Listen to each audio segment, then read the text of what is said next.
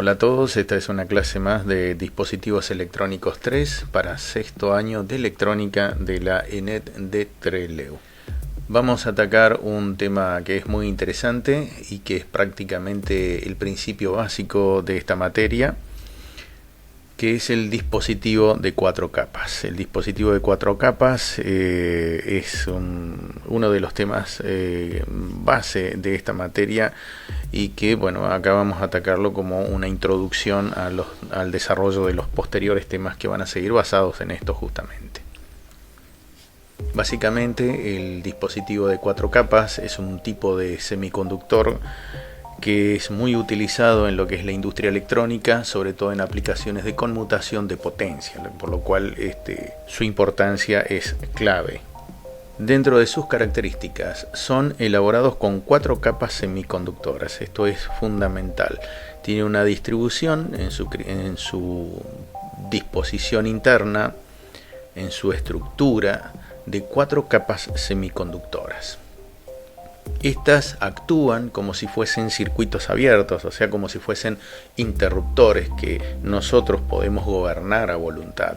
Una de las características que tiene es que soportan alto voltaje, tensiones muy altas, hasta que son disparados entre sus extremos, ¿no? Lo cual es muy importante.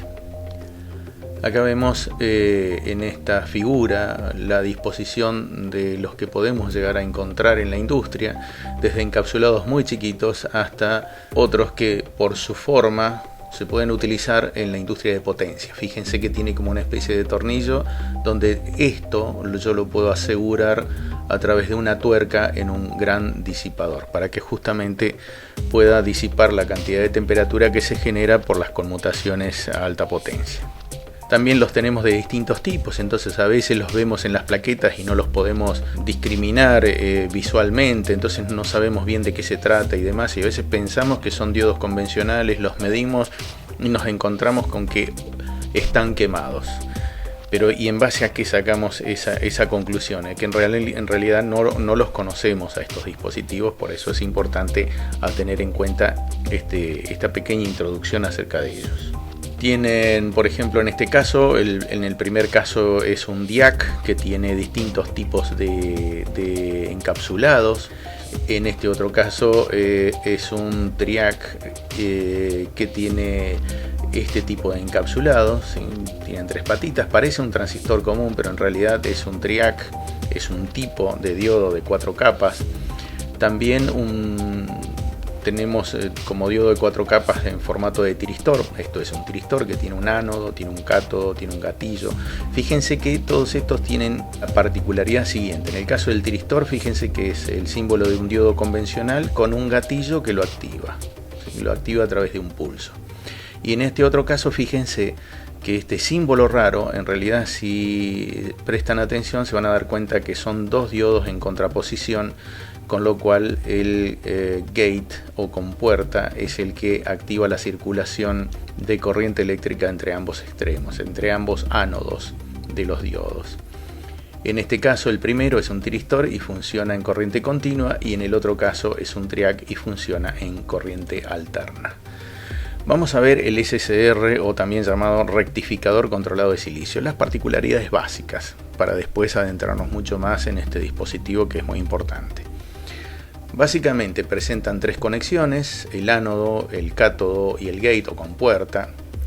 Funcionan como válvulas de flujo, al mismo tiempo que rectifican el paso de la corriente. O sea, en principio es una especie de compuerta, digamos, que deja pasar o no la corriente eléctrica a voluntad, pero que por otro lado también la deja pasar en un solo sentido, como es el caso del diodo.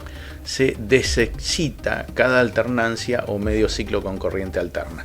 O sea, si usamos un tiristor o un SCR en corriente alterna, vamos a ver que cada vez que cambia la polaridad, en corriente alterna la polaridad cambia continuamente. En el caso nuestro, en nuestro país, 50 veces por segundo, 50 ciclos, vamos a ver que el tiristor se excita y se desexcita todo el tiempo. O sea, pasa a conducir y deja de conducir al ritmo del ciclaje de la línea. En corriente directa, o sea en corriente continua, necesita un circuito de bloqueo forzado, sí o sí, para poder funcionar correctamente. Acá vemos la simbología del rectificador controlado de silicio, también llamado SCR, el cual tiene 3 terminales, A, K y G, donde A es el ánodo, K es el cátodo. Si bien cátodo no se escribe con K, la simbología es así para no confundirnos con capacitor u otro tipo de acepción, y G es la compuerta o gate. Vamos a ver, acá tenemos uno de potencia que se usa en la industria de potencia y otro que se usa en más baja cantidad de potencia, de corriente y demás. Las particularidades. Al inicio presenta una resistencia alta, o sea, en principio presenta una resistencia muy alta entre sus extremos, o sea, es un circuito totalmente abierto. Al aplicar corriente, ambos diodos se encienden. Entonces se tiene la opción de encendido sin utilizar a puerta de disparo, incrementando el voltaje a valores superiores al valor de ruptura. Hay valores que después lo vamos a ver en las curvas y que tienen una significancia muy especial, ¿no? Y que eso depende justamente de si el dispositivo se va a activar o se va a desactivar, y en qué momento y de qué manera. Se realiza la conmutación al pasar sobre el voltaje de ruptura y se realiza el disparo. Esto es importante. Entonces, cuando se pasa el voltaje de ruptura es cuando se realiza el disparo. El tiempo de ruptura puede alcanzar los 30 milisegundos. Y acá vemos los cuadrantes de los que estábamos hablando. Vemos que acá tenemos el primer cuadrante, el segundo cuadrante, el tercer cuadrante y el cuarto cuadrante de la curva característica de este dispositivo. En el primer cuadrante se ilustra el punto de disparo, la corriente de manutención. Esta corriente de manutención es la corriente necesaria para que el dispositivo siga conduciendo y entre en plena conducción. Esto es en el primer cuadrante. En el segundo cuadrante vamos a ver que no tenemos nada de la curva, ¿sí? Y que es cuando aplicamos la tensión inversa, ¿no? Y en el tercer cuadrante vemos lo que se llama corriente de fuga, que justamente se genera en el momento que invierto la polaridad sobre el dispositivo. En el cuarto cuadrante directamente no tenemos nada, ¿sí? Ya que toda la gráfica la tenemos sobre el primer cuadrante. Esto es importante a tener en cuenta.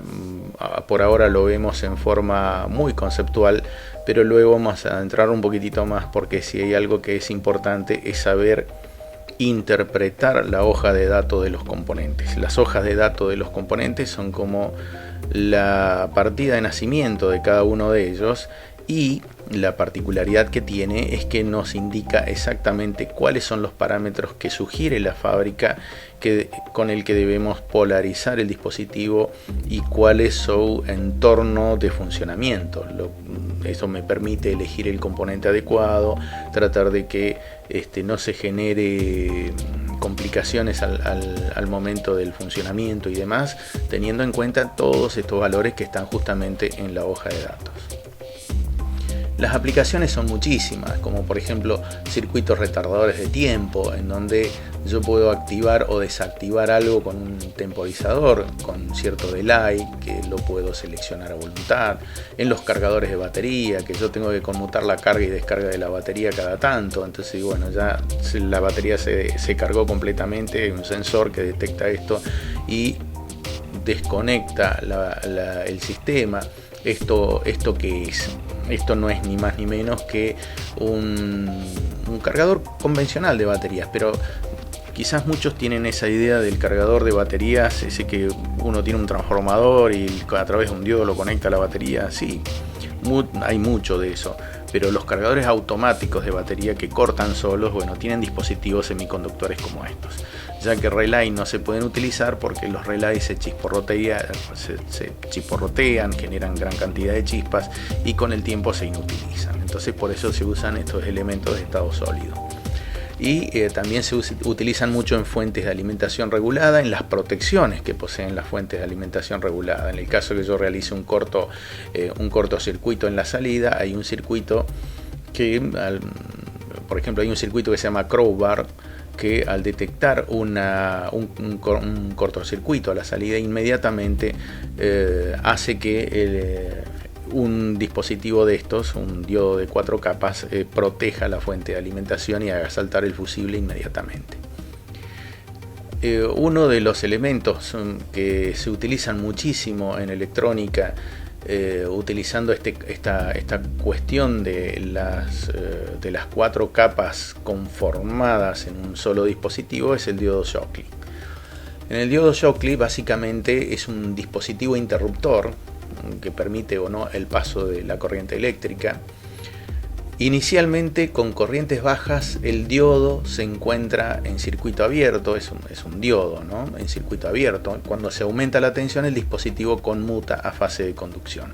Entonces yo aplico una tensión sobre el diodo Shockley, pero hasta que no se supera esa cantidad de tensión necesaria para que comience a conducir, no realiza la conducción de las cargas eléctricas a través de su estructura cristalina.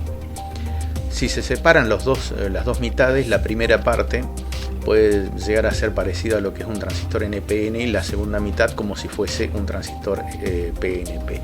Esto es a efectos de entender aproximadamente cómo funciona el diodo Shockley. Yo puedo hacer un intento de diodo Shockley con 2 transistores convencionales, con 2 transistores bipolares, configurándolos de esta manera, ¿sí? Como dice acá en la parte D, donde hago que el mismo funcione como si fuese un diodo Shockley. Fíjense las curvas de característica.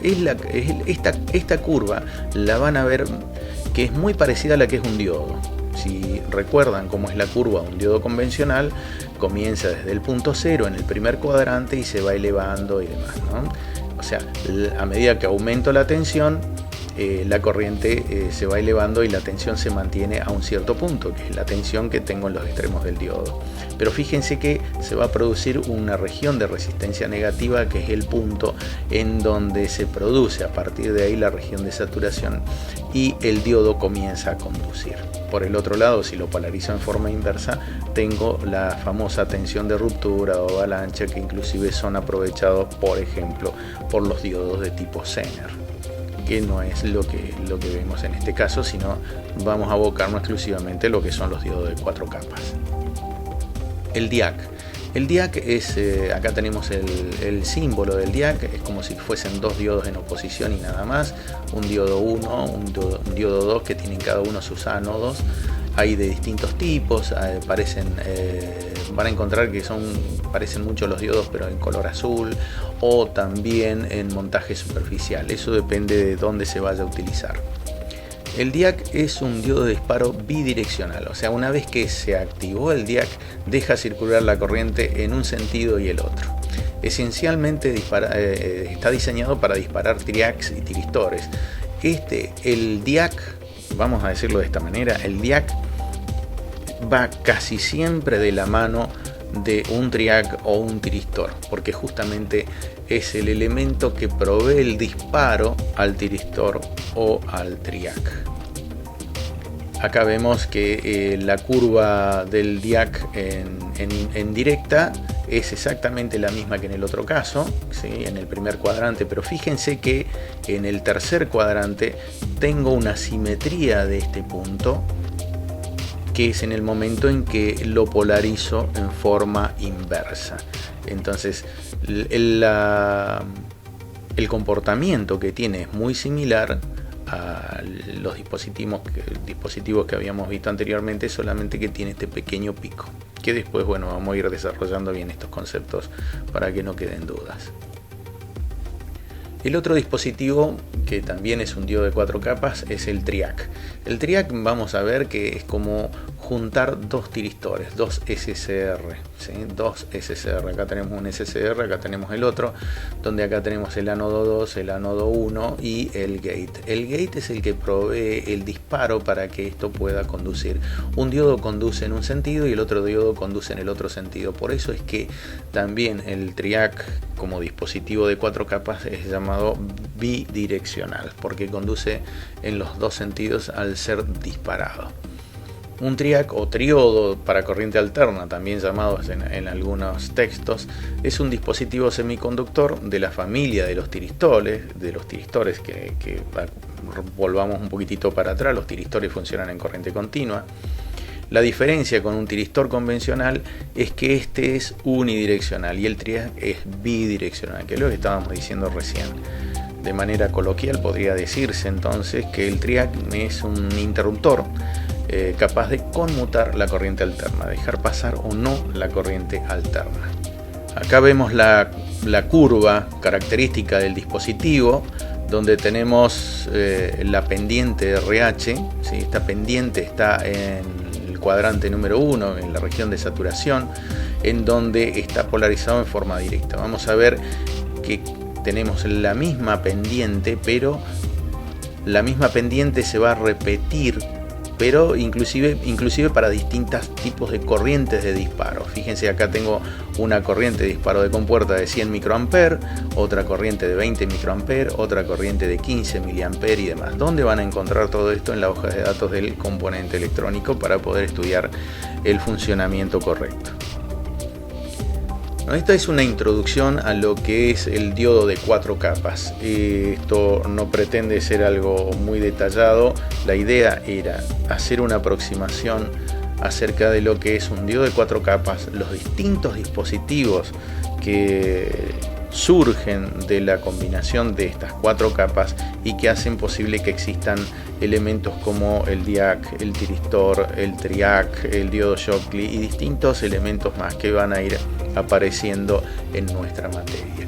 Y en esta animación podemos ver cómo se produce la corriente, esta corriente que está en rojo, ¿sí? Esta tensión, mejor dicho, que está en rojo, cómo es la circulación, ¿sí? Entre los dos ánodos de este triac en función del disparo, ¿sí? En función del disparo vemos cómo es que lo realiza, cómo es que lo hace y cuáles son las cosas que podemos llegar a obtener en la salida. Todo esto se puede verificar a través de simulaciones utilizando el Proteus. Les recomiendo que vayan viendo el programa Proteus y que vayan trabajando un poquitito más con ese programa, poniéndose a tono para hacer las simulaciones correspondientes que vamos a realizar en las próximas clases subsiguientes. Desde ya, muchísimas gracias por la atención y bueno, quedo atento a consultas por el medio correspondiente. Desde ya, muchas gracias.